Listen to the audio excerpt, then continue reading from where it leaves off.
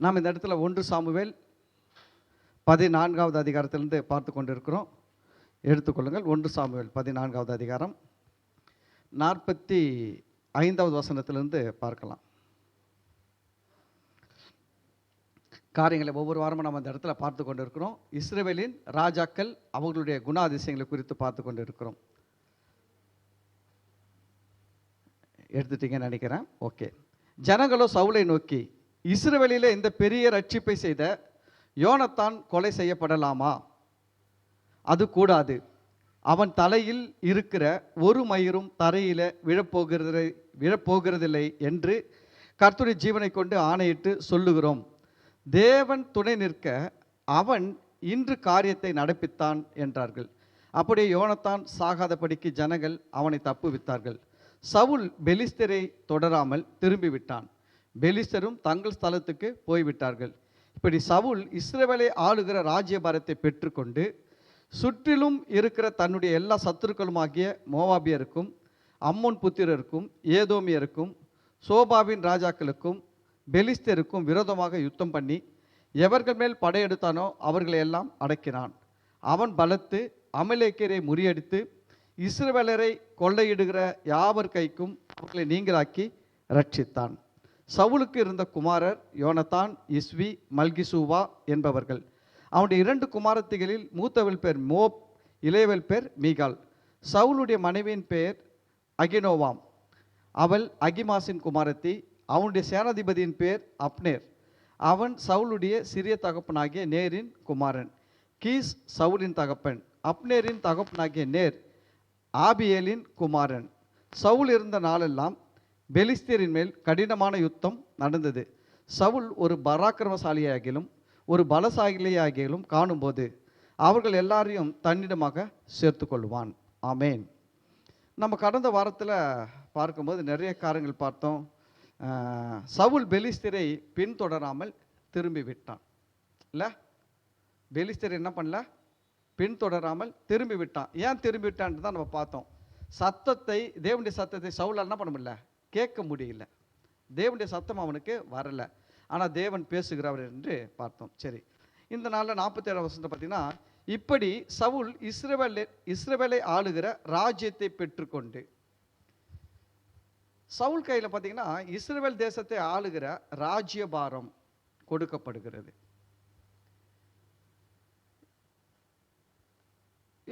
நம்ம யோசிச்சு பார்த்தோம்னா சவுல் ஒரு சாதாரண மனுஷன் தான். பிறக்கும் போதே ராஜாவாக பிறக்கலை. நல்லா கவனிங்க, பிறக்கும் போதே ராஜாவாக பிறக்கலை, சாதாரண மனுஷன்தான். எங்கேயோ ஒரு மூலையில் தான் இருந்தார் சவுல். ஆனால் கர்த்தர் அவரை தேர்ந்தெடுத்தார். அதுதான் முக்கியம். கர்த்தர் அவரை தேர்ந்தெடுத்தார். கர்த்தர் ஒரு மனுஷனை தேர்ந்தெடுக்கும் போது அவனை ஒரு உயர்ந்த நிலையில் கொண்டு போய் நிறுத்திடுவார். நம்ம அந்த விஷயத்தில் எப்பவுமே தெளிவாக இருக்கணும்.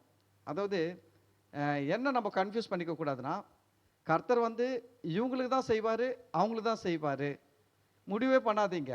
இதுதான் நம்மக்கிட்ட இருக்க பெரிய கெட்ட பழக்கம். அதுதான் நம்ம என்ன பண்ணிடுறோம்னா, மனுஷன் நம்ம மாம்சத்தின்படி நிறைய காரியங்களை யோசிக்கிறோம்.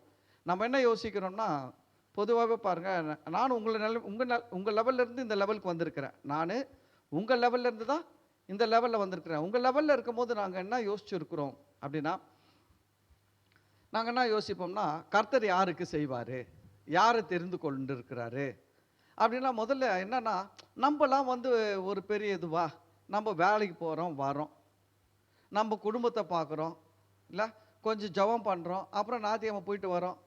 இப்படி தான் நம்ம வாழ்ந்துன்னு இருக்கிறோம். ஒரு சில நாட்களில் கொஞ்சம் ஊழியெல்லாம் செஞ்சுருக்கிறோம், வீட்டு ஜெபம்லாம் நடத்தி இருக்கிறோம். நான் அப்படி இருக்கும்போது எங்களுக்கு என்னென்னா, நம்மளெல்லாம் கர்த்தர் வச்சு என்ன பண்ணுவார், நம்மளாம் ஒன்றுமே கிடையாது.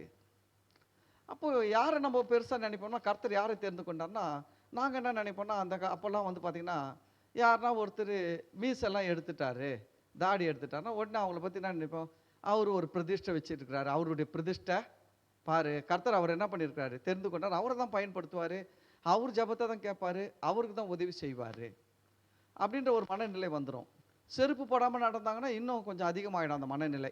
கர்த்தர் அவர் ஜபத்தை தான் கேட்பார், அவர் தான் என்ன பண்ணுவார், ரொம்ப முக்கியத்துவம் கொடுப்பாரு. தேவன் நமக்கெல்லாம் ரொம்ப முக்கியத்துவம் கொடுக்க மாட்டார். அப்படி தான் நாங்கள் எங்களை நினச்சிக்கின்னு இருந்தோம். ஆனால் நீங்கள் இங்கே பாருங்கள், இந்த தேசத்தில் சவுல் ஒன்றும் பெரிய தேவனுக்காக பெரிய காரியங்களை செஞ்ச ஆளும் கிடையாது. தாவீதும் பெரிய காரியங்களை செஞ்ச ஆளும் கிடையாது. கர்த்தர் எல்லாருமே கிருபையினால் தெரிந்து கொள்ளுகிறார். கர்த்தர் எல்லாரும் என்ன பண்றாரு? அவர் சொல்றாரு, என்னுடையதை என் இஷ்டப்படி செய்ய எனக்கு அதிகாரம் இருக்கு. அவர் ஒரு வேலையை அவர் இஷ்டப்படி செய்யறதுக்கு அவருக்கு அதிகாரம் இருக்குது. நம்மள இன்னைக்கு இங்கே வச்சிருக்கிறாரு. நாளைக்கு என்னை எடுத்துன்னு போயிட்டு உலக அளவில் கூட பயன்படுத்தலாம். அது அவருடைய விருப்பம். இதில் வந்து அவர் வந்து அவர் வந்து என்ன பண்ண முடியாதுன்னா, அவரை வந்து நான் கண்ட்ரோல் பண்ண முடியாது, நான் டாமினேட் பண்ண முடியாது. டாமினேட்னா என்னென்னா, நான் பாருங்கள், நான் டெய்லி காலைல 3 மணிக்கு எழுந்துச்சு ஜெபம் பண்ணுறேன், அதனால் நீங்கள் என்ன உலகம் முழுவதும் என்ன பண்ணணும், கண்டிப்பாக கொண்டு போய் தான் ஆகணும்னு சொல்லிட்டு நான் அவரை டாமினேட் பண்ணவே முடியாது. ஆனால் உங்கள் நிலைமையில் இருக்கும்போது நான் அதெல்லாம் நினச்சி இருக்கிறேன். உங்கள் மாதிரி லெவலில் இருக்கும்போது நான் என்ன நினைப்பேன்னா, ஒரு ஆளை கர்த்தர் பயன்படுத்தணும்னா அவர் ஜப வாழ்க்கை இத்தனை மணி நேரம் இருக்கணும், அவர் வாரத்தில் இத்தனை நாள் உபவாசம் இருக்கணும், அப்படிலாம் யோசிச்சு இருக்கிறேன். அவங்கள தான் கர்த்தர் பயன்படுத்துவார், அவங்கள தான் தெரிந்து கொள்வார். நான் சொல்லட்டுங்களா, இதெல்லாம் வந்து நம்மளுடைய மனநிலை தான். நம்ம வந்து நிறைய நேரம் கர்த்தரை பார்க்கறது இல்லை, கர்த்தர் எப்படிப்பட்டோன்னு பார்க்கல, நம்மளை பற்றியே பார்க்குறோம், நம்ம லெவல்லே பார்த்து நம்மளே முடிவு பண்ணிக்கிறோம். ஆனால் வந்து தேவன் கிருபை உள்ளவர், தேவன் இரக்கம் உள்ளவர். அதுதான் நான் திரும்ப திரும்ப சொல்கிறது என்னன்னா, ஒரு ஊழியக்காரரை கர்த்தர் எந்த அளவுக்கு நேசிக்கிறாரோ அதே அளவுக்கு தான் உங்களையும் நேசிக்கிறார். மக்களை ஒரு விதமாகவும் ஊழியக்காரரை இன்னும் ஒரு விதமாகலாம் நேசிக்கலை. எல்லாரையும் சமமாக தான் நேசிக்கிறாரு. ஆனால் நம்ம நேசிக்கிற அளவு தான் மாறுபடுது. அல்லேலூயா. தேவன் மனுஷர்களை நேசிக்கிற அளவு சமமாக இருக்கிறது, மனிதர்கள் தேவனை நேசிக்கிற அளவு ஆளுக்கு ஆளுக்கு வித்தியாசம் படுகிறது. ஆமேன். ஓகேங்களா? அது உண்மை தானே? அது உண்மை தானே? நான் நேசிக்கிறது கொஞ்சம் வித்தியாசமாக இருக்கும், நீங்கள் நேசிக்கிறது கொஞ்சம் வித்தியாசமாக இருக்கும். இல்லை, நான் கணம் பண்ணுறது வித்தியாசமாக இருக்கலாம், நீங்கள் கணம் பண்ணுறது வித்தியாசமாக இருக்கலாம். அதை வந்து டிஃப்ரெண்ட் வரலாம். ஒருவேளை என்னை விட நீங்கள் அதிகமாக கூட கணம் பண்ணலாம், உங்களை விட நான் அதிகமாக கூட கணம் பண்ணலாம். புரியுதுங்களா? இது வந்து ஆளுக்கு ஆளுக்கு மாறுபடும். இதில் வந்து நம்ம என்ன முடிவு பண்ணிடுறோம்னா, தேவனை வந்து நம்ம ஒரு ஃப்ரேம் போட்டு வச்சுக்கிறோம். இப்படி இருந்தால் தான் தேவன் வந்து இதெல்லாம் செய்வார், இப்படி இருந்தால் செய்ய மாட்டாருன்ட்டு. ஃபஸ்ட்டு அதெல்லாம் உடைக்கணும். அதெல்லாம் வந்து ஒரு தவறான மனநிலை. இது போல் மனநிலை இருக்கும்போது நம்மளால் தேவன்கிட்ட கிட்டி சேர முடியாது. தேவனுடைய அன்பு, உறவு, ஐக்கியத்தில் நம்மளால் நல்லா வளர முடியாது. இதெல்லாம் நம்மளை தடுத்துரும். அதனால தான் அந்த இடத்துலலாம் நம்ம பார்க்கணும். அதுக்கு தான் பைபிளில் எழுதியிருக்குது. சவுலை யோசித்து பாருங்கள். சவுலுக்கு இஸ்ரவேலை ஆளுகிற ராஜ்யபாரத்தை பெற்றுக்கொண்டுனா ஒரு ஃபுல் பவர் கிடைக்குது. என்ன பவர் கிடைக்குது? Full power. தெரியுதுங்களா? அதாவது சவுலை வந்து நீங்கள் நம்ம ஆரம்பத்தில் பார்த்துன்னு வரோம். சவுலை வந்து தேவன் ராஜாவாக தேர்ந்தெடுத்தார். ஆனால் மறுநாளே போயிட்டு சவுல் வந்து சிங்காசனம்லாம் போட்டு உக்காந்துக்கின்னு அவர் பாட்டு ரூல்லாம் பண்ணின்னு இல்லை, முடியல. சில நேரத்தில் பார்த்தீங்கன்னா தேவன் நமக்கு சில நன்மைகளை கொடுத்து இருந்தாலும் அது பரிபூர்ணமாக வருவதற்கு சில நாட்கள் ஆகலாம். தெரியுங்களா? சில நாட்கள் ஆகலாம். இஸ்ரவேல் இந்த சவுலை அபிஷேகம் பண்ணிட்டு கொஞ்ச நாள் ஆச்சு. சவுல் ராஜாவா இஸ்ரவேலின் ராஜ்யபாரத்தை பெற்றுக்கொண்டுனா அந்த ஒரு என்ன சொல்ற ஒரு அங்கீகாரம் எல்லா ஜனங்களும் என்ன பண்ணுறாங்க, இப்போ அங்கீகரிக்கிறாங்க. சவுல் ராஜா தான்ப்பா. அதுக்கு முன்னாடி என்னன்னா, ஒரு சிலர்லாம் சவுல் அங்கீகரிக்கல. இவனா ராஜா அப்படின்னு கேட்டாங்களா கேட்கலீங்களா? கேட்டாங்க. இவனா ராஜா அப்படின்லாம் கேட்டாங்க. சவுலை அசட்டை பண்ணினார்கள். சவுளுடைய காது கேட்க பேசுனாங்க சவுலுக்கு விரோதமாக. ஆனாலும் சவுல் அதெல்லாம் வந்து பொறுத்துக்குன்னு இருந்தார். இதெல்லாம் நம்ம வாழ்க்கையில் நம்ம கற்றுக்கொள்ள வேண்டிய ஒரு காரியங்கள். நம்ம வாழ்க்கையில் கூட தேவன் நம்மை குறித்து சில திட்டங்கள், நோக்கங்கள், நமக்கு சில உயர்வுகள், சில ஆசீர்வாதங்கள், சில நன்மைகள்லாம் வச்சிருப்பார். ஆனால் அது வர்ற வரைக்கும் நாம் பொறுமையாக இருக்க கற்றுக்கொள்ள வேண்டும். இந்த நேரம் தான் ரொம்ப முக்கியமான டைம். இதுதான் ரொம்ப முக்கியமான டைம். ஒரு குழந்தை உருவாயிடுச்சு. ஆனால் குழந்தை உருவான உடனே பிறந்துடாது. 10 மாதம் ஆகுது. அந்த 10 மாதம் தான் அந்த தாய்க்கு ரொம்ப ரொம்ப முக்கியமான காலம். ஏன்னா அந்த குழந்தைய பத்திரமா பார்த்துக்கணும், அந்த கருவை பத்திரமா பாதுகாக்கணும். 10 மாதம் பத்திரமா பாதுகாத்து பொறுமையாக இருந்தால் தான் 10 மாதம் கழித்து அழகான ஒரு குழந்தை பிறக்கிறது, இல்லையா? அதுபோல் தான் தேவன் உங்களை கொண்டு சில திட்டங்களை வைத்திருக்கிறார். உங்கள் மூலமாக செய்ய, உங்கள் மூலமாக நடக்க, உங்களுக்கு கொடுக்க சில நன்மைகளை, ஆசீர்வாதங்களை, உயர்வுகளை, திட்டங்களை வைத்து இருக்கிறார். ஆனால் அது வர்ற வரைக்கும் நமக்கு கொஞ்சம் பொறுமை அவசியமாக இருக்கிறது. ஆனால் நிறைய நேரத்தில் வந்து நம்ம அந்த பொறுமையை இழந்து தான் கெடுத்துக்கிறோம். அதை தான் நம்ம அந்த பொறுமையை இழந்து தான் நம்ம என்ன பண்ணிடுறோம்னா, சில பேர் அந்த பொறுமையில் அந்த காத்திருக்கிற தன்மை பொறுமை இல்லாதனால விசுவாசத்தை விட்டுடுவாங்க, நம்பிக்கையை இழந்துருவாங்க. சில பேர் பார்த்தீங்கன்னா சொல்லுவாங்க, பார்த்துருக்குறீங்களா, நம்பிக்கை போயிடுச்சுங்க, இன்னும் எவ்வளோ நாள் தாங்க இந்த ஆண்டவர் செய்வார்னு காத்து இருக்குது. சில பேர்லாம் பேசுறத கேட்டுருக்கீங்களா, என்ன சொல்லுவாங்க, இன்னும் இதுக்கு மேலே என்னங்க செய்ய போகிறாரு, இதுக்கு மேலே என்னங்க செய்ய போகிறார். இல்லைங்க, கர்த்தரால் எப்போ வேணாலும் எது வேணாலும் செய்ய முடியுங்க. எப்போ வேணாலும் எது வேணாலும் செய்ய முடியும். நமக்கு இருக்க வேண்டியதான் அந்த விசுவாசம் தான் இருக்கணும். எதை பற்றியும் கவலைப்படாது, பொறுமையாக இருக்கணும், கர்த்தர் மேலே நம்பிக்கையாக இருக்கணும், கர்த்தர் செய்வார்ன்றதில் பொறுமையாக இருக்கணும். அந்த விசுவாசத்தை விட்டுட்டு தான் கூடாது. நீங்கள் பாருங்கள், சவுல் வந்து ராஜ்யபாரம் உடனே கிடைச்சிடுச்சு. தாவீதெல்லாம் படிக்கும் போது பாருங்கள், தாவீதுக்கெல்லாம் அபிஷேகம் பண்ணி எத்தனை வருஷம் ஆச்சுங்களா அவர் ராஜாவா ஆகிறதுக்கு. முழு இஸ்ரவேலுக்கும் ராஜாவா ஆகிறதுக்கு பல வருஷங்கள் ஆச்சு. எத்தனை வருஷம், 1 வருஷம் 2 வருஷம் இல்லைங்க, கிட்டத்தட்ட பல வருஷங்கள் ஆச்சு. ஆனால் தாவீது எப்படி இருந்தா தெரியுங்களா, அந்த தேவன் கொடுத்த அந்த அபிஷேகத்தின் மேலே, தேவன் சொன்ன வார்த்தையின் மேலே நம்பிக்கை உள்ளவராய் அவர் ஓடிக்கொண்டே இருந்தார். ஆனால் அவர் வாழ்க்கையில் பல பிரச்சனைகள் வருது. கர்த்தர் ராஜாவை தான் அபிஷேகம் பண்ணிட்டாரு, ஆனால் அவர் ஓடின்னு தான் இருக்கிறாரு. சவுல் கொல்ல முயற்சி பண்ணின்னு தான் இருக்கிறாரு. இப்படி தான் வாழ்க்கை ஓடின்னு இருக்குது. ஆனாலும் பார்த்தீங்கன்னா அந்த ஒரு குறிப்பிட்ட நாள் வர வரைக்கும் கர்த்தர் என்ன பண்ணுறாரு தெரியுங்களா, வெயிட் பண்ணி அந்த நாளில் தாவீதை ராஜாவாக்கி இஸ்ரவேல் முழுவதும் வச்சாருங்களா, வைக்கலையா, வச்சார். அதே போல் இந்த கானான் தேசத்தை கொடுக்கும்போது கூட பார்த்தீங்கன்னா தேவன் வந்து ஒரு இடத்துல சொல்லுவார், நான் மொத்த தேசத்தையும் உங்ககிட்ட கொடுக்க மாட்டேன். இஸ்ரவேல் ஜனங்களை பார்த்து சொல்லுவார், மொத்த தேசத்தையும் உங்ககிட்ட கொடுக்க மாட்டேன். ஏன்னா உள்ளே வந்து நிறைய காட்டு விலங்குகள் இருக்குது, சிங்கம், புலி, கரடி, ஓநாய், இது போல் நிறைய காட்டு யானை, இது போல் காட்டு எருமை, இது போல் காட்டு விலங்குகள் நிறைய இருக்குது. நான் மொத்தமாக உங்ககிட்ட கொடுத்தா அதுங்க கிட்ட நீங்கள் என்ன பண்ணுவீங்க, நிறைய பேர் செத்து போயிடுவீங்க, அது உங்களை அடிச்சிடும். அதனால இருக்கிறவனை வச்சே என்ன பண்ணுவேன்னா அதை என்ன பண்ணிடுவோம், ஃபஸ்ட்டு குறைச்சிடுவேன். இவன் இருக்கிறான் பார்த்தீங்களா, இவனை வச்சு நான் என்ன பண்ணுவேன், அதெல்லாம் குறைச்சிட்டு அதுக்கு பிறகு உன்னை என்ன பண்ணுவேன், அவனை வச்சு அந்த கொஞ்சம் கொஞ்சமாக குறைப்பேன், உன்னை கொஞ்சம் கொஞ்சமாக டெவலப் பண்ணுவேன். எப்படி சொல்கிறார் பாருங்க, எதிரியை வச்சே நமக்கு என்ன பண்ணுறாருன்னா கர்த்தர் ஆசீர்வாதத்தை நன்மையை பெருக செய்கிற தேவன். யாரை வச்சு, எதிரியை வச்சே நமக்கு நன்மையை கொண்டு வருவார். தெரியுங்களா உங்களுக்கு, தேவன் அதெல்லாம் செய்வார். நீங்கள் நினைக்கிறீங்க அவன் எதிரின்னு நினைக்கிறீங்க, கவலைப்படாதீங்க, விடுங்க, எதிரியை அமைதியாக விடுங்க. எதிரியை வச்சே நமக்கு பெரிய காரியங்களை கர்த்தர் செய்வார். அவர் தெரியும் சில காரியம், இவனை இஸ்ரவேல் ஜனங்களை உள்ளே கூப்பிட்டு வந்தால் இவன் என்ன பண்ண மாட்டான், சிங்கத்தை வேட்டையாட மாட்டான், புலியை வேட்டையாட மாட்டான், யானையெல்லாம் வேட்டையாடி என்ன பண்ண மாட்டான், குறைக்க மாட்டான். அதுக்கு இவன் தான் லாக்கி.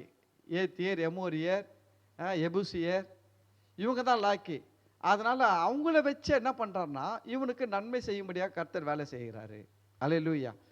அப்போ நம்ம வாழ்க்கையில் கூட தேவன் நமக்கு சில நன்மைகளை, சில திட்டங்களை, சில ஆசீர்வாதங்களை, சில உயர்வுகளை வச்சிருக்கிறாரு.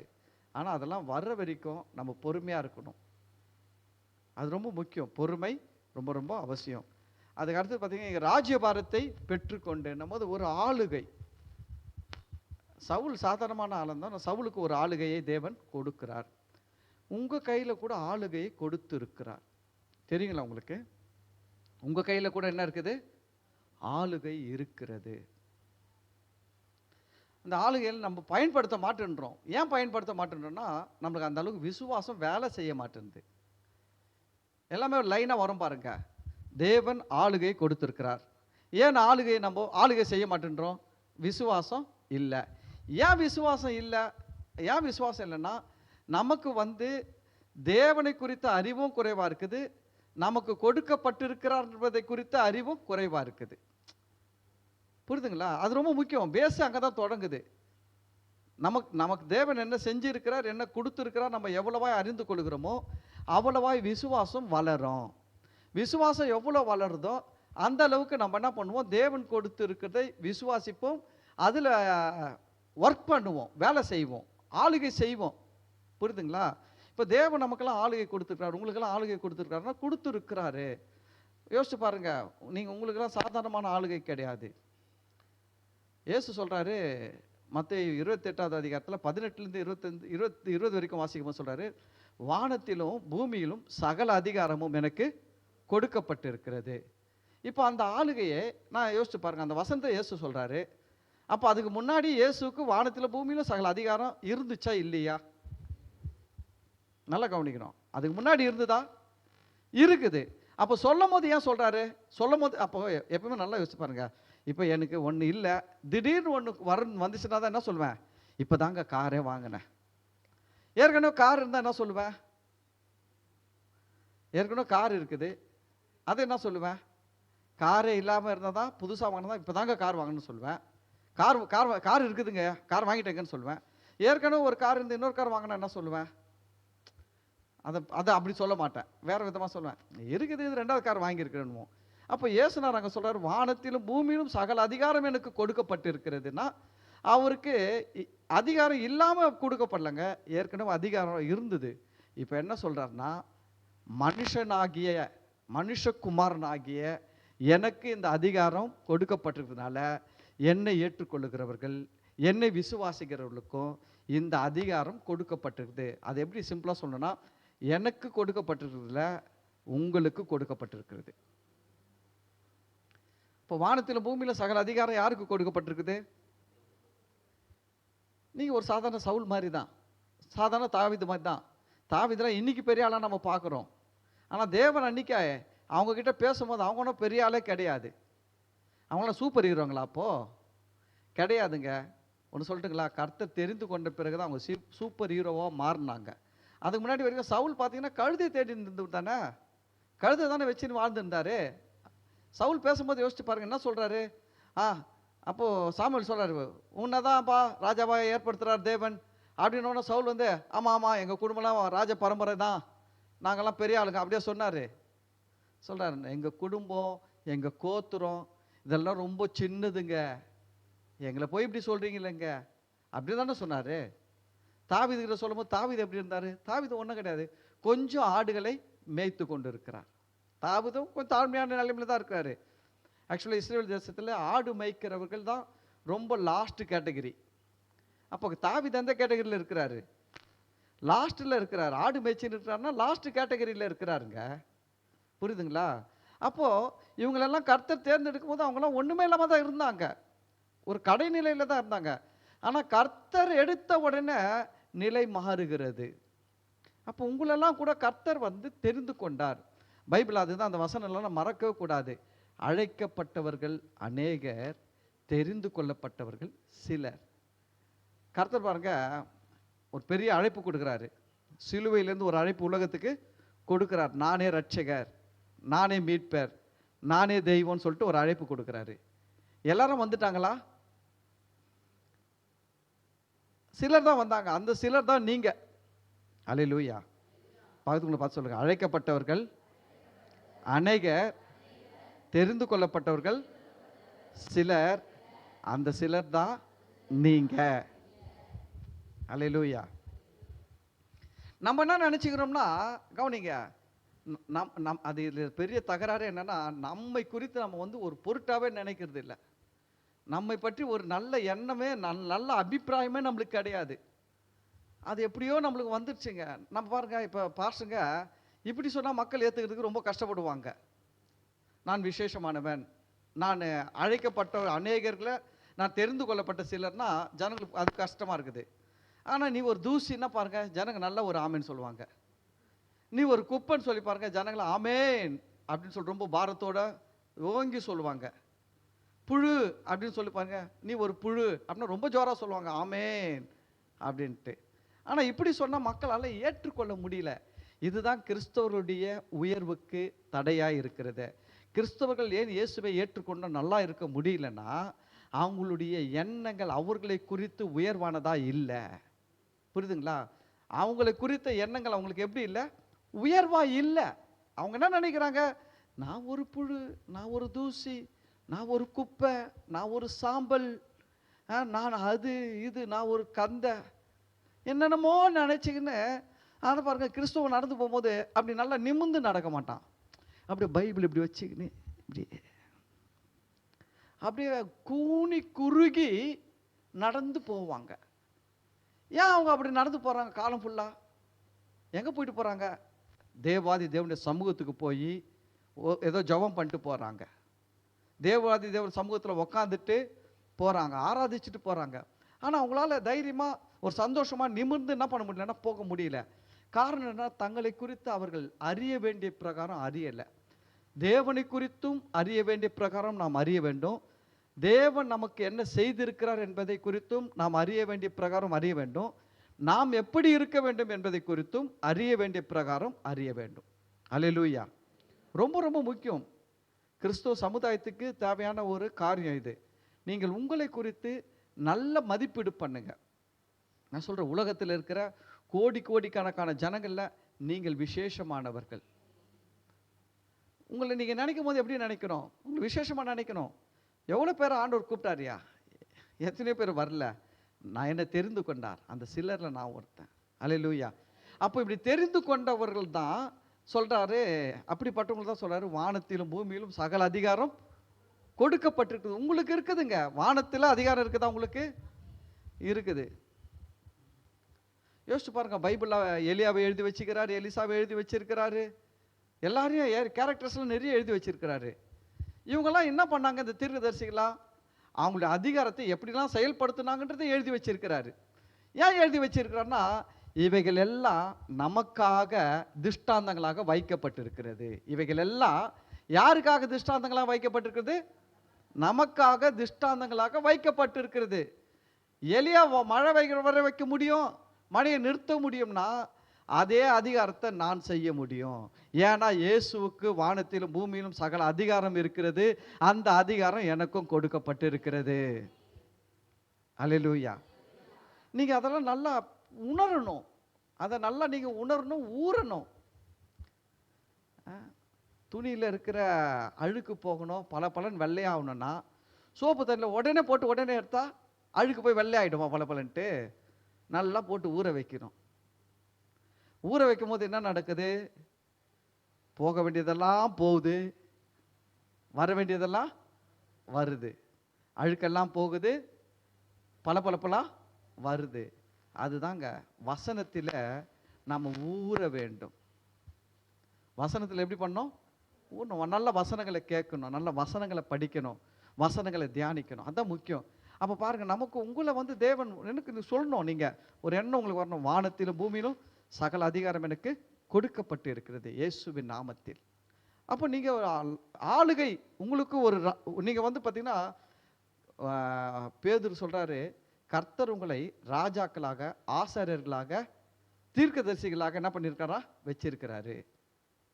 உங்களை எப்படி வச்சிருக்கிறாருன்னா, ராஜாக்களாக, ஆசாரியர்களாக, தீர்க்கதரிசிகளாக. அப்போ நீங்க யாருன்னு கேட்டீங்கன்னா, ஒரு ராஜா மாதிரி. நீங்க யாரு? ராஜா மாதிரி. இப்போ இந்த உலகத்தில் 2 ராஜ்யம் இருக்குது. நான் ஏற்கனவே சொல்லியிருக்கிறேன். ஒன்று கண்ணால் காண்கிற ஒரு ராஜ்யம். அந்த தமிழ்நாட்டுக்கு இப்போ ஸ்டாலின் ராஜா மாதிரி, கேரளாக்கு பினராயி விஜயன் ராஜா மாதிரி, ஆந்திராக்கு ஒய்எஸ் ஜெகன்மோகன் ரெட்டி, ஒய்எஸ்ஆருடைய பையன் ஜெகன்மோகன் ரெட்டி ராஜாவாக இருக்கிறாரு.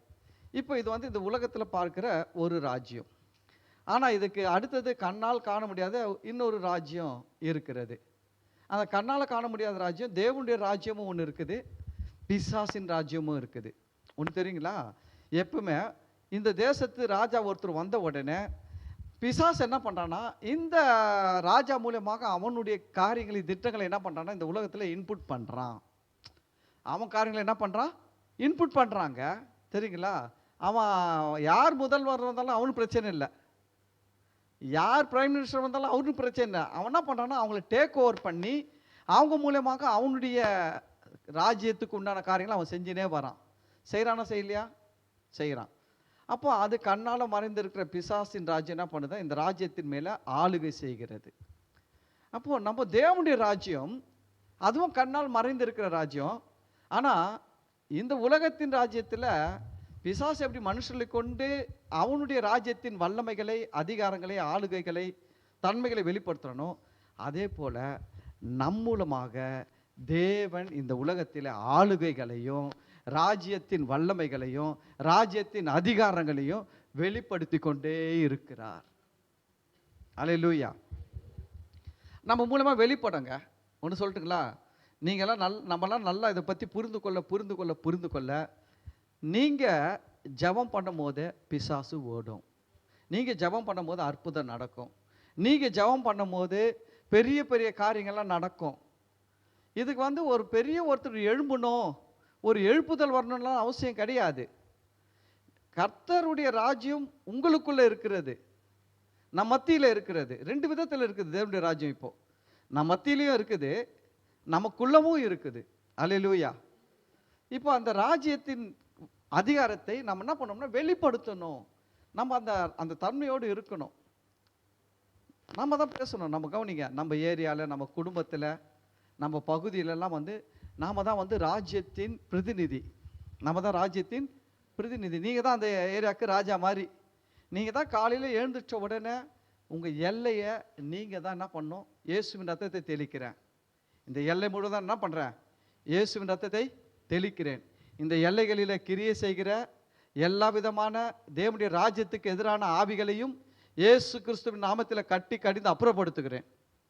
இந்த இடத்துல இருக்கிற ஜனங்களெல்லாம் என்ன பண்ணுறேன்? இயேசுவின் நாமத்தில் ரிலீஸ் பண்ணுறேன். ரட்சிக்கப்படும்படியாக ரிலீஸ் பண்ணுறேன்.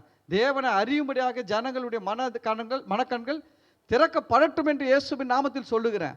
இந்த ஜனங்களெல்லாம் வழி தப்பி திரிய பண்ணுகிற எல்லா விக்கிரக ஆவிகள், வேசித்தனத்தின் ஆவிகள் எல்லாம் இயேசுவின் நாமத்தில் இந்த எல்லைகளை விட்டு போகும்படி நான் கட்டளையிடுகிறேன். நான் ஃபார்ம் போட்டுக்கிறேன், அழகாக இருக்குது. நீங்கள் அதில் இருக்கிறதெல்லாம் சொல்லி உங்கள் எல்லையில் நீங்கள் அதை பிரகடனப்படுத்தி பாருங்கள். நான் சொல்கிறேன், ஒரு சில நாட்களுக்கு பிறகு பாருங்கள், உங்கள் எல்லைகளிலிருந்து அநேக ஜனங்கள் இயேசுவை ஏற்றுக்கொள்வார்கள். ஏன்னா ராஜ்ய பாரத்தை நாம் பெற்றுக்கொள்ளணும். ராஜ்ய பாரத்தை நம்ம என்ன பண்ணணும்? பெற்றுக்கொள்ளணுங்க. ராஜானா மட்டும் போதாதுங்க, ராஜ்ய பாரத்தை பெற்றுக்கொள்ளணும். அதுதான் பாருங்க, ரொம்ப முக்கியம். அந்த ராஜ்ய பாரத்தை பெற்றுக்கொள்றதுனா என்னென்னா, ஒரு முழுமையான ஒரு அங்கீகாரம் பெறுவது. யோசிச்சு பாருங்க, இதுக்கு முன்னாடி சவுலுக்கு இருந்த மனநிலையை விட இப்போ அவருடைய மனநிலை எப்படி இருக்குது? வித்தியாசமாக இருக்குது. இதுக்கு முன்னாடி பார்த்தீங்கன்னா சொல்கிறாங்க, இவனா ராஜா அப்படின்னு ஒன்று சொல்கிறாங்க. நாங்கள் இவங்களை இப்படி சொல்கிறாங்க, சரி விடு சொல்லிட்டு போகிறான்னா. இப்போ ராஜாவாயிட்டான். இப்போ ராஜாவாயிட்டா இப்போ என்ன சொல்லுவோம் தெரியுமா? எவன்லாம் சொன்ன லைனை கூப்பிட்டு வா பாருங்க. அதாவது அந்த ராஜ்யபாரத்தை பெற்றுக்கொள்றதுக்கு முன்னாடி மனநிலை ஒரு மாதிரி இருக்கும். அந்த வந்துடுச்சு, நான் ராஜா தான் அப்படின்ற அந்த கான்ஃபிடென்ட் வந்த பிறகு அந்த மனநிலை வேற மாதிரி இருக்கும். அப்போ நம்ம கூட கிறிஸ்தவர்கள் பாருங்க, இருக்குது பாஸ்டர், ஆனால் பிசாசுக்கெல்லாம் கட்டி ஜெபம் பண்ணலாமா? பாருங்களேன், பைபிளில் என்ன போட்டிருக்குது? தேவ தூதன் கூட என்ன பண்ணலையா? கடிந்து கொள்ளவில்லை. சாத்தானே கர்த்தர் உன்னை கடிந்து கொள்வாராகன்னு தான் எழுதி இருக்குது. நம்ம கடிந்து கொள்ளக்கூடாது பாஸ்டர், நம்ம கட்டக்கூடாது பாஸ்டர். இயேசு சொன்னார், சர்ப்பங்களையும் தேள்களையும் மிதிக்கவும் சத்துருவின் சகல வல்லமைகளையும் மேற்கொள்ளவும் நான் உங்களுக்கு அதிகாரம் கொடுக்கிறேன். எதை மிதிக்க? சர்ப்பம் தேல்னா என்னது? அப்படி ரோட்டு ஓரமாக ஓடுற பாம்பு, தண்ணி பாம்பு, தண்ணி இல்லாத பாம்பு, தேள், இதை மிதிக்கிறதுக்காக வல்லமை கொடுத்துக்கிறாரு. அல்ல சொல்லுங்க, இதை மிதிக்கிறதுக்காக வல்லமை கொடுத்துக்கிறாரு. அப்போ எதை மிதிக்க வல்லமை கொடுத்துக்கிறாரு? பிசாசை சாசாக்கிறதுக்கு தான் வல்லமை கொடுத்துக்கிறாரு. பிசாசை என்ன பண்ணோம்? சாசாக்கணும். சாஸ் எப்படி வரும்? போட்டு நல்லா மிக்சியில் போட்டு அடிக்கிற மாதிரி அடிக்கணும், ட்ருன்ட்டு. அது குழன்னு ஆகிற வரைக்கும் விடக்கூடாதுல்ல. அதுதான் வல்லமை கொடுத்துருக்கிறாரு. நீங்கள் செய்கிறீங்களா? யோசிச்சு பாருங்க. என்ன சொல்கிறோம்? இன்னைக்கு கிறிஸ்தவங்களுக்கு பாருங்க, இயேசுநாதர் மேலே கூட பயம் கிடையாது, பிசாசு மேலே தான் பயம். யாருன்னா கட்டி ஜெபம் பண்ணுங்க அப்படின்னு சொல்லி பாருங்க, யாரும் ஏஞ்சி பண்ண வர மாட்டாங்க. எவனா போகட்டும், ஏன்னா அவங்க பாருங்க, அவங்க எவனா கூட்டம் உட்காந்து இருப்பாங்க. சாத்தானை கட்டி ஜெபம் பண்ணுங்க அப்படின்னா உடனே யாரும் மாற மாட்டாங்க. அப்படியே அவனா ஏழிச்சு கொஞ்சம் வீர தீரமாக ஜெபம் பண்ணி முடிச்ச உடனே போகும்போதே 4 பேர் சூழ்ந்துப்பாங்க அவனை. தம்பி, இப்படிலாம் பிசாசெல்லாம் கட்டக்கூடாது, பிசாசு பயங்கரமான பவர் உள்ளவன். அப்புறம் உன்னை போட்டு தொலைச்சின்னா ஆக்கிடுவான், ஒன்றும் இல்லாமல் ஆக்கிடுவான். அவனை பற்றி உனக்கு தெரியாது. நாங்களாம் எப்படி அமைதியாக இருக்கிறோமோ சொல்லுவாங்க, தான் கெட்ட குரங்கு வனத்தையே சேர்த்து என்ன பண்ணுமா கெடுக்குன்ற மாதிரி. இதெல்லாம் கெட்டு போன குரங்குங்க. இதுக்கு நல்லா வர புது விசுவாசிகளும் கெடுத்து விட்டுன்னு இருக்குங்க. சாத்தான் அப்படி பண்ணிடுவானாக்கும், இப்படி பண்ணிடுவானாக்கும். நான் சொல்கிறேன், வானத்திலும் பூமியிலும் சாத்தானுக்கு அதிகாரம் கிடையாதுங்க, உங்களுக்கு அதிகாரம் இருக்கிறது. வானத்திலும் பூமியிலும் சகல அதிகாரம் கொடுத்துருக்கிறார், ஆளுகை கொடுத்துருக்கிறாரு சொல்லியிருக்காருல. யோசிச்சு பாருங்க, இயேசுநாதருடைய வாழ்க்கை லைஃப்லாம் பாருங்க. போட்டில் போறாரு, கடல் வீசுது, காற்று வீசுது, கடல் கொந்தளிக்குது. சீஷர்கள் போய் எழுப்புறாங்க, ஐயரே நாங்கள் மடிந்து போகிறோம், உமக்கு கவலை இல்லையா? இயேசு எழுச்சி அதெல்லாம் சரி பண்ணிட்டாரு. சரி பண்ணிட்டு அவங்கள பார்த்து ஒரு கேள்வி கேட்டாரு, ஏன் பயப்பட்டீர்கள்? என்னது என்ன கேட்டாரு? ஏன்யா பயந்த? எதுக்குயா பயந்த? யார் பயப்படுவாங்க தெரியுங்களா? அதிகாரம் இல்லாதவங்க தான் பயப்படுவாங்க, ஆளுகை இல்லாதவங்க தான் பயப்படுவாங்க. ஆனால் இவங்களுக்கு ஆண்டவர் என்ன பண்ணி வச்சுக்கிறார்? காற்று மேலே கடல் மேலெல்லாம் அதிகாரம் கொடுத்து வச்சுட்டு தான் அவர் போட்டில் கம்முன்னு படுத்துன்னு இருக்கிறாரு. அவர் போட்டில் படுத்துன்னு இருக்கிறார். அவர் என்ன நோக்கத்தோடு படுத்துன்னு இருக்கிறார் தெரியுமா? இவங்களை எவனா ஒருத்த எழுந்துருச்சு காற்றை பார்த்து ஒரு குரல் கொடுக்க மாட்டானா, கடலை பார்த்து ஒரு குரல் கொடுக்க மாட்டானா அப்படின்னு படுத்துன்னுக்கிறாரு. ஆனால் ஒருத்தரும் குரல் கொடுக்கல. ஆனால் நான் சொல்ல கேளுங்க, இந்த 12 பேரில் யாராவது ஒருத்தர் நின்று இயேசு சொன்ன மாதிரி காற்றையும் கடலையும் பார்த்து, காற்று அமைதலாயிரு, இறையாதே அப்படின்னு சொல்லிட்டு, கடலையும் காற்றையும் பார்த்து, காற்று அமைதலாயிரு, கடலை பார்த்து இறையாதே அப்படின்னு சொல்லியிருந்தா, நான் சொல்கிறேன் உண்மையிலே வந்து அன்னைக்கு காற்றும் நின்று இருக்கும், கடல் கொந்தளிப்பு கூட சரியாயிருக்கும். ஆனால் யாருன்னா சொன்னாங்களா? அதை என்னென்னமோ செஞ்சாங்க, கடைசியில் போய் இயேசுநாதரே எழுப்பி விட்டுட்டாங்க. நம்ம ஆளுங்களுக்கு தெரிஞ்சதுலாம் அதுதான். நம்ம ஆளுங்களுக்கு என்ன தெரியும்? இதை செய்வாங்க, அதை செய்வாங்க, அங்கே ஓடுவாங்க, இங்கே ஓடுவாங்க, அங்கே குதிப்பாங்க, இங்கே குதிப்பாங்க, எல்லாம் பண்ணுவாங்க. கடைசியில் யார்கிட்ட போய் நிற்பாங்க? ஆண்டவரே நீங்கள் ஏதாவது செய்ய மாட்டீங்களா? அவர் இந்த சீசனில் பார்த்து கேட்டப்ப தான் கேட்பாரு, நீ என்ன பண்ணின்னு இருந்த?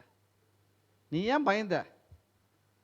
கடல் அவர் சொல்வார், உங்ககிட்ட அதிகாரம் இருக்குது, வானத்திலும் பூமியிலும் சகல அதிகாரம் இருக்குது. நான் சொல்ல கேட்டுங்க, நம்ம சரீரத்தின் மேலே கூட நமக்கு அதிகாரம் இருக்குது. உங்கள் சரீரத்தில் எந்த ஸ்பேர் பார்ட்ஸில், எந்த ஆர்கனில் எந்த பலவீனம் வந்தாலும் நீங்கள் உங்கள் ஆளுகையை அது மேலே கொண்டு வரலாம், அதிகாரத்தை அது மேலே கொண்டு வரலாம்.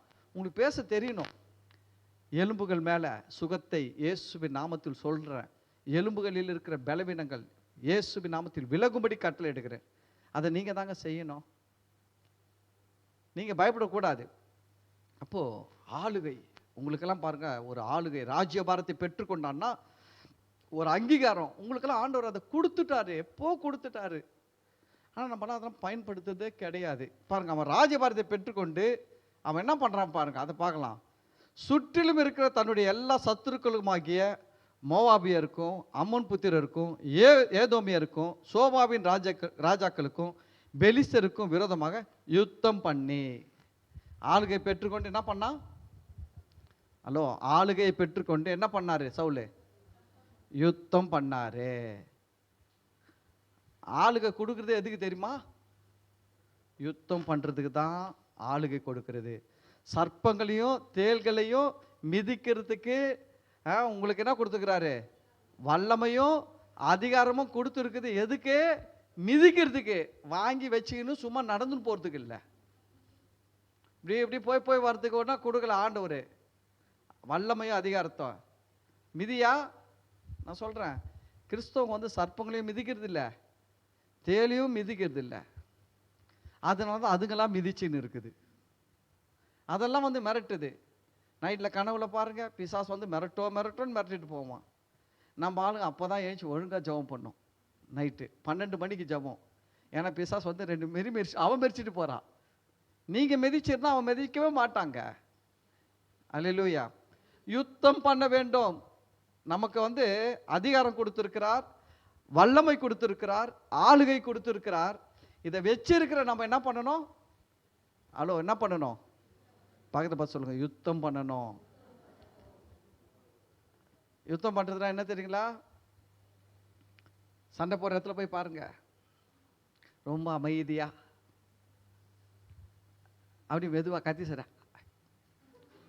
அப்படியே போடுவாங்க, அப்படியே சண்டை போட்டுப்பாங்க. அங்க போய் பாருங்க, யுத்த காலத்துல ஒரே பரபரப்பா இருக்கும் இல்ல? ஒரே பரபரப்பா இருக்கும், ஒரே வீர தீரம், ஒரே கூச்சலா இருக்கும். எப்படி இருக்கும்? யுத்தம் அப்படிதான் இருக்கணும். யுத்தம் பண்றதுனா என்னன்னா, பிசாசு கூட நமக்கு ஒரு யுத்தம் உண்டு இல்ல? எபேசியர் 6ஆவது அதிகாரத்தில் சொல்றாரு பவுல்,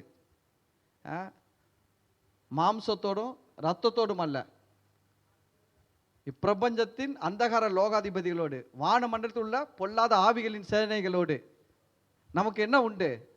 போராட்டம், அது யுத்தம் உண்டு. ஃபைட் பண்ணணும். அதெல்லாம் வந்து அது சும்மா இருந்தால் கூட நம்ம சும்மா இருக்கக்கூடாது, சரிங்களா? ஏன்னா நீங்கள் சும்மா இருந்தீங்கன்னா அது வந்து ரொம்ப வேலை செய்ய ஆரம்பிக்குங்க. நீங்கள் டெய்லி 4 தட்டு தலையில் தட்டிருந்தீங்கன்னா அது கம்முன்னு இருக்கும்.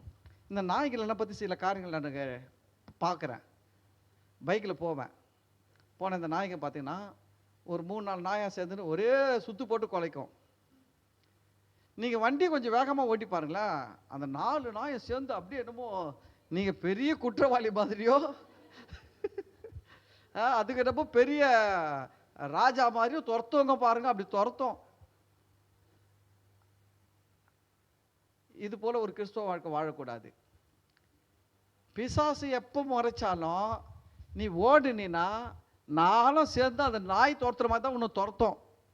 நீ இன்னும் வேகமாக தான் இன்னும் ஸ்பீடை என்ன பண்ணணும்? இன்க்ரீஸ் பண்ணி தான் போயின்னு இருக்கணும். அதுவும் இன்க்ரீஸ் பண்ணி தான் துரத்தின்னு இருக்கும். இந்த லைஃப் நல்லா இருக்காது. எவ்வளோ ஓடுவீங்க? எவ்வளோ தூரம் ஓடுவீங்க? அதுவும் துரத்தினா வரோங்க. இங்கே தாமரை வைங்க உடனே தாமரை வைங்க கூட துரத்தின்னு ஓடிடும்.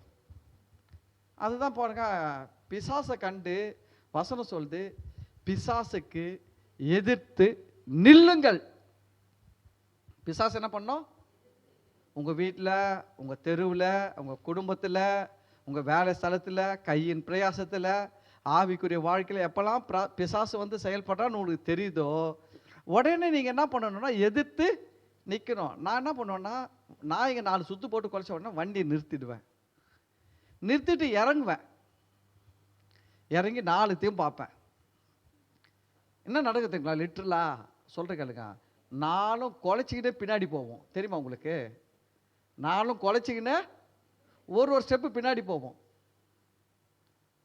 அப்படியே சுற்றி பார்ப்பேன். ஒரு சின்ன கல் எதிராக இருந்தால் கூட குனிஞ்சி எடுத்துன்னு வச்சுக்கோங்க, 4ஆவது திசையிலே ஓடி போயிடும்.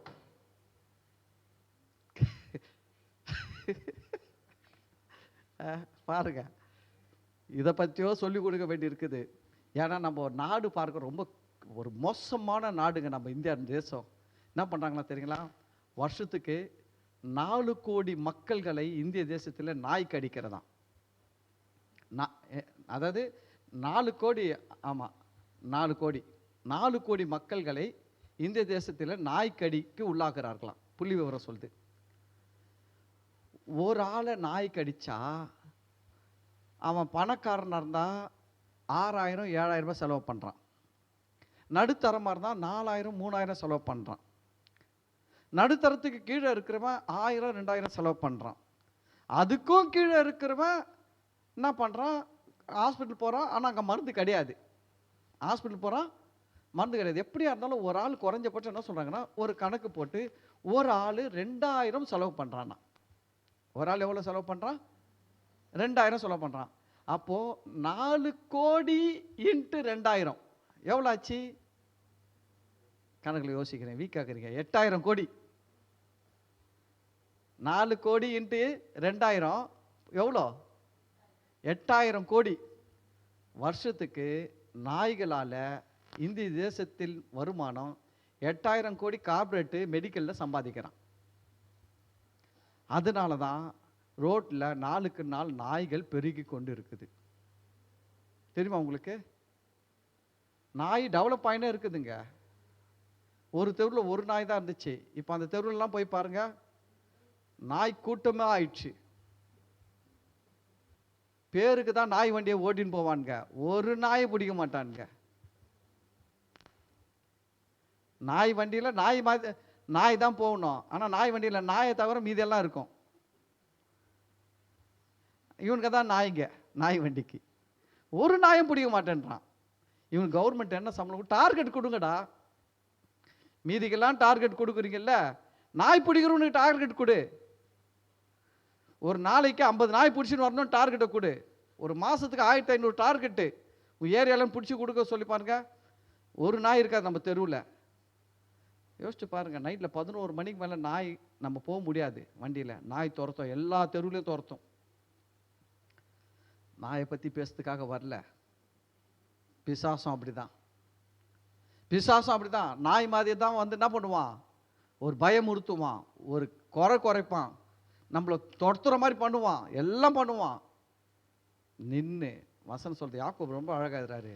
ஓடாத, பயப்படாத, எதிர்த்து நில்லு. எப்படி சொல்றாரு பார்த்தீங்களா? பிசாசுக்கு என்ன பண்ணுமா, எதிர்த்து நில்லு. சைக்கிளில் போற, குலைச்சதுன்னா என்ன பண்ணாத, வேகமா மெரிக்காத. பைக்கில் போற, குலைச்சா முறுக்காத, எங்கன்னா போய் விழுந்துருவேன்.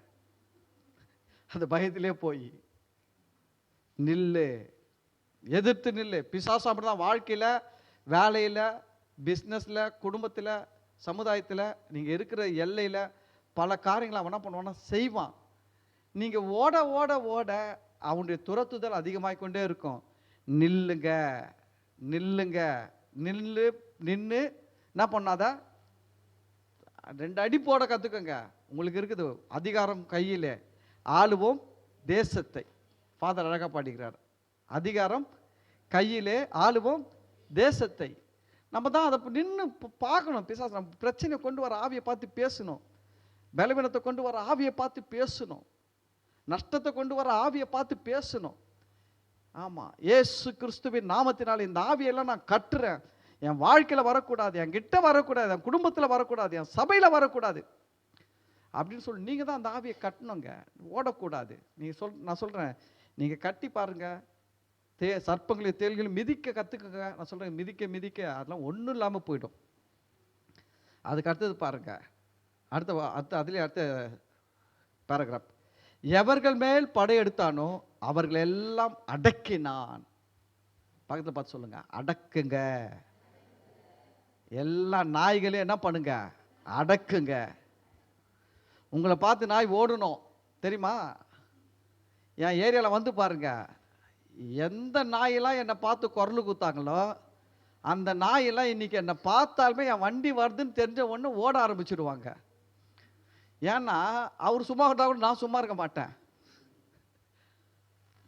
நான் அதை வந்து அப்படி ப்ராக்டிக்கலாக எடுத்துக்கிறேன். பிசாசுக்கிட்ட அப்படி தான் இருக்கணும்.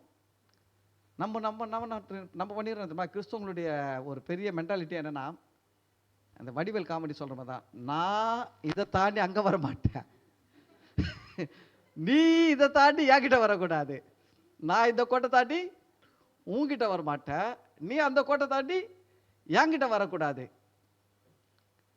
நான் இங்கேருந்து என்ன பண்ணுவேன், சர்ச்சில் கும்பலோடு சேர்ந்து இயேசு நாமத்தில் கட்டுறேன்னு சொல்லுவேன், அடிக்கிறேன்னு சொல்லுவேன், பிடிக்கிறேன்னு சொல்லுவேன், ஆனால் வரமாட்டேன். அதே போல் நீ அங்கே இருக்கணும். ஆனால் அவன் இருக்க மாட்டான்.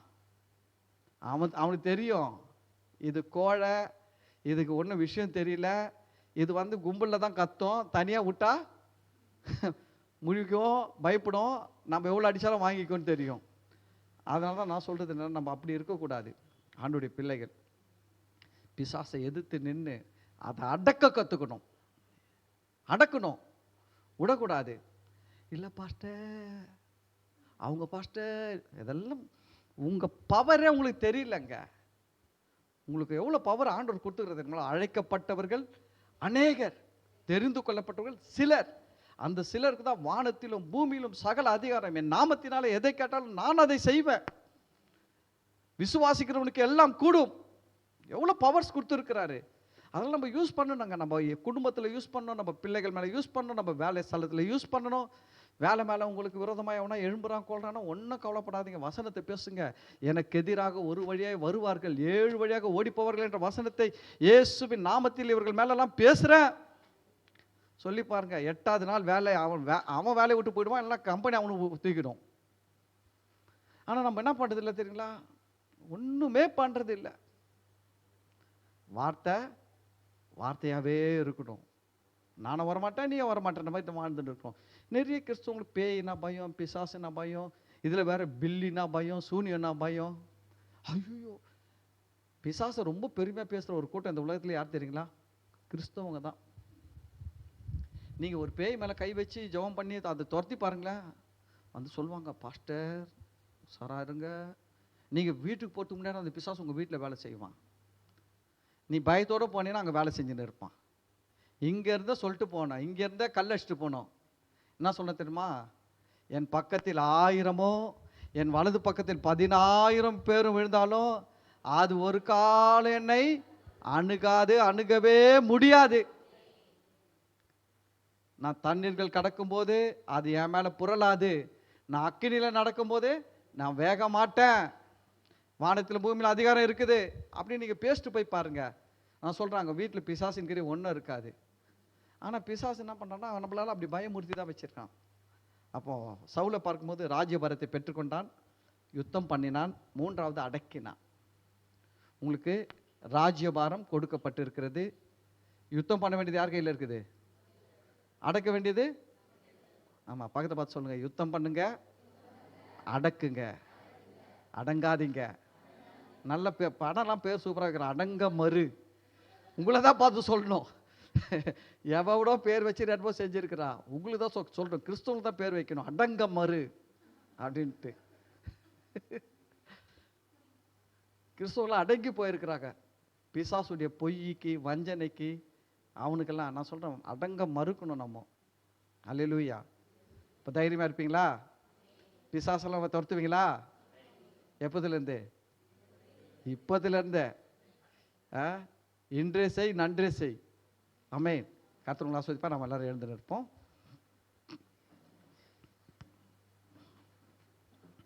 ஸ்தோத்திரம் ஆண்டவரே. இந்த நாளிலும் கூட ஆண்டவரே, நாங்கள் இஸ்ரவேலின் ராஜாக்கள் என்ற வரிசையில் சவுல் ராஜ்யபாரத்தை பெற்றுக்கொண்டு யுத்தம் பண்ணி ஆண்டவரே எதிரிகளெல்லாம் அடக்கினான் என்று நாங்கள் வேதத்தில் வாசிக்கிறோம். ஆண்டவரே, இதை நாங்கள் படிக்கும்பொழுது ஆண்டவரே, இந்த நாட்களில் ஆண்டவரே வானத்திலும் பூமியிலும் சகல அதிகாரத்தை நீர் எங்களுக்கு கொடுத்திருக்கிறபடியால் ஸ்தோத்திரம். ஆண்டவரே, யுத்தம் பண்ணால் அந்த யுத்தத்தில் ஜெயம் எங்களுடையது என்று நீங்கள் சொல்லியிருக்கிறபடியால் நன்றி. ஆண்டவரே, நாங்கள் எல்லாவற்றையும் அடக்கக்கூடிய ஆளுகையை, அதிகாரத்தை, வல்லமைகளை, சர்ப்பங்களையும் தேள்களையும் மிதிக்கிற வல்லமையை, அதிகாரத்தை நீங்கள் கொடுத்திருக்கிறபடியால் நன்றி ராஜா. ஆண்டவரே, இதெல்லாம் கேட்ட பிள்ளைகள், ஆன்லைனில் நேரில் கேட்ட பிள்ளைகள் ஆண்டவரே, அவங்க வாழ்க்கையில் இந்த நாளில் எதெல்லாம் ஆண்டவரே அவர்களுக்கு விரோதமாக யுத்தம் பண்ணி கொண்டிருக்கிறதோ, எதெல்லாம் பிள்ளைகளை பயமுறுத்தி கொண்டிருக்கிறோ, எதெல்லாம் பிள்ளைகளுக்கு விரோதமாக செயல்பட்டு கொண்டிருக்கிறதோ, அதையெல்லாம் யுத்தம் பண்ணவும், அதையெல்லாம் அடக்கவும் கர்த்தர் பிள்ளைகளுக்கு ஒரு வைராக்கியத்தை, பரிசுத்த ஆவியானவர் பிள்ளைகளுக்குள்ள ஒரு வைராக்கியத்தை கொடுத்து அதையெல்லாம் அவர்களை எதிர்த்து நின்று ஜெயித்து அவைகளை நிர்மூலமாக்க ஆவியானவர் பிள்ளைகள் மூலமாக நீங்கள் செயல்படுங்கப்பா. ஒவ்வொரு பிள்ளைகள் இயேசுவின் நாமத்தினால சொல்லுகிற ஒவ்வொரு வார்த்தைகள் மேலே இயேசு கிறிஸ்து நாமத்தில் உண்டான அதிகாரங்கள், வல்லமைகள் வெளிப்படட்டும். பிசாசின் கிரியைகள் ஒன்றுமில்லாமல் நிர்மூலமாகி போகட்டும். கர்த்தர் பெரிய காரியங்கள் செய்யுங்க ஆண்டவர். இந்த தேசத்தில் ஊழியக்காரங்கள் மூலமாக மட்டுமல்லப்பா, ஒவ்வொரு தேவனுடைய பிள்ளைகள் மூலமாக பலத்த செய்கைகள் நடக்கட்டும். பிசாசின் கிரியைகள் அழிக்கப்படட்டும். பிசாசின் ராஜ்யம் ஒன்றுமில்லாமல் போகட்டும். தேவனுடைய ராஜ்யம் இயேசுவின் நாமத்தில் பெரிய அளவில் விருத்தி அடையட்டும். ஆண்டவரே, நீங்கள் மகிமைப்படுங்க. இந்த நாளில் வந்து கலந்து கொண்ட ஒவ்வொரு பிள்ளைகளையும் ஆசீர்வதிங்க. இந்த ஆன்லைனில் கேட்குற ஒவ்வொரு பிள்ளைகளையும் ஆசீர்வதிங்க. ஒவ்வொரு பிள்ளைகளின் வாழ்க்கையில் இருக்க பிசாசின் கிரியைகள் அழிக்கப்படட்டும். அப்பா, இயேசுவின் நாமத்தினாலே பரிசுத்த ஆவியானவர் மூலமாக உம்முடைய ராஜ்யம் இயேசுவின் நாமத்தில் வல்லமையாய் வெளிப்படட்டும். ஆண்டவரே, உம்முடைய ராஜ்யத்தின் அதிகாரங்கள், ஆளுகைகள், செயல்கள் இயேசுவின் நாமத்தில் ஒவ்வொரு பிள்ளைகளின் வாழ்க்கையில், வேலை ஸ்தலங்களில், கையின் பிரயாசங்களில், ஆவிக்குரிய வாழ்க்கையில், குடும்பத்தில் இயேசுவின் நாமத்தில் பரிபூர்ணமாக வெளிப்படட்டும். ஒவ்வொரு பிள்ளைகளையும் ஆசீர்வதிங்கப்பா. அப்பா, இந்த நாளின் மூலம், இந்த பைபிள் ஸ்டடி மூலம் வருகிற ஆண்டவரே, இந்த ஆராதனை மூலம் வருகிற மகிமைகளை, மாட்சிமைகளை, துதி ஸ்தோத்திரங்களை, கனங்களை நாங்கள் உமக்கு செலுத்துகிறோம்.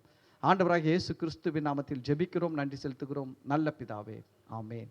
என் ஆத்துமாவே கர்த்தரை ஸ்தோத்திரி, என் முழுவலுமே அவர் பரிசுத்த நாமத்தை ஸ்தோத்திரி. என் ஆத்துமாவே கர்த்தரை ஸ்தோத்திரி, கர்த்தர் செய்த சகல உபகாரங்களையும் மறவாதே, ஆமென்.